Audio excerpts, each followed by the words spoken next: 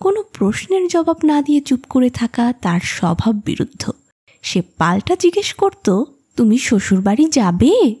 তখন রহমত তার কাল্পনিক শ্বশুরের দিকে বিরাট মুষ্টি উঁচিয়ে বলতো, আমি শ্বশুরকে মারব।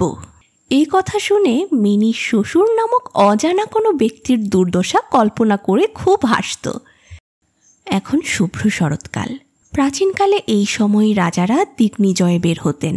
আমি কখনো কলকাতা ছেড়ে কোথাও যাইনি, আর সেজন্যই হয়তো আমার মনটা সারাক্ষণ পৃথিবীর নানা প্রান্তে ঘুরে বেড়ায়। ঘরের কোণে বসেই যেন আমি চিরপ্রবাসী। বাইরের পৃথিবীর কথা ভাবলে মন কেমন করে। কোনো বিদেশের নাম শুনলেই মনটা ছুটে যেতে চায়।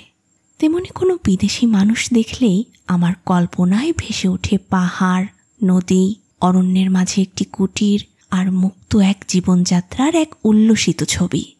তবে বাস্তবে আমি